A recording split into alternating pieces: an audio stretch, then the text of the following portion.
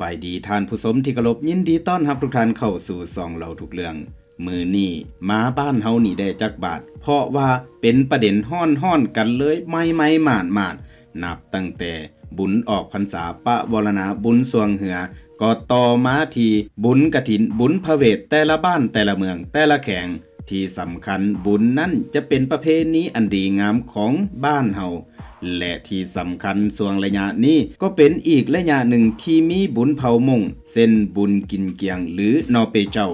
ในแข่งเสียงขวงก็เป็นแข่งหนึ่งที่หาก็แล้วจากมหกรรมกีฬาและก็เป็นอีกแข่งหนึ่งที่มีประเพณีฮีตของหลายชนเผ่าที่อยู่รวมกันบุญกินเจียงหรือนอเปเจ้าในเทศกาลบุญนั้นนักท่องเที่ยวได้พากันมามวนซืนลิ้นโยนมะคอนหรือกิจกรรมหลายๆที่เพิ่นเอาเข้ามาในบุญงานนั้นแต่ทิ้งสำคัญคือนักท่องเที่ยว3 ทานที่ได้มานั่งกินอาหารในห้านอาหารที่เพิ่นได้จัดไว้และเป็นห้านอาหารที่ให้ความสะดวกในการให้นักท่องเที่ยวมาเที่ยวซึ่งทางแข็งเพิ่นได้จัดไว้ให้เป็นระเบียบเรียบร้อยแต่ว่าอยู่ในนั้นอาหารเครื่องดื่มรู้สึกว่าจะแพงไปแด่บ่ฮู้ว่าแม่ค้านั้นเอาต้นทุนมาบวกใส่อันใดแดคือว่ามาสูงหลายแท้ซึ่งราคานั้นทางแอดมินจะได้ไล่ตามรายการมาให้ฟังเพราะว่ามันเกินเหตุหลายเกินไป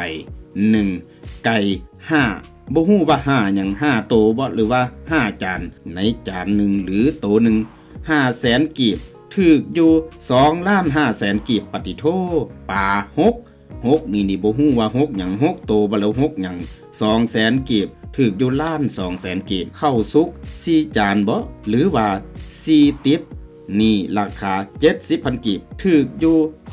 280,000 กีบปิ้งก็บ่ฮู้ว่าปิ้งหยังในจำนวน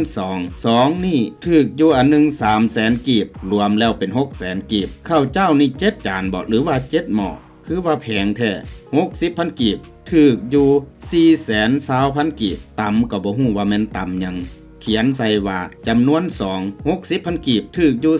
120,000เบียร์นี่50แต่แอดมินคิดว่าน่าจะเป็น50แก้วแต่แก้วหนึ่งนี่ถูกอยู่40,000 กีบรวมทั้งหมด2 ล้านกีบปาติโทน้ำดื่ม15ตุกหรือว่า15ถังกันแท้ 15,000 กีบอันนี้ยังพอใครได้หน่อยหนึ่งถูกอยู่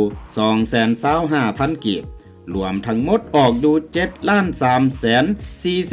7,345,000 กีบนี่เป็นการเสือดกันแบบเต็มเสือดกันแบบหน้าตาเสยเสือดกันแบบย่างใจเย็นแต่แอดมินอยากขอฝากไปยังแม่ค้าหรือพ่อค้าที่ไปเปิดห้านอาหารในการลิ้นงานเทศกาลต่างๆให้เห็นใจทั้งแขกที่มาเที่ยวและเห็นใจทั้งตัวเองอย่าให้มันเกินเลยเกินไปจึงเป็นที่มาของคลิปที่ออกมานี่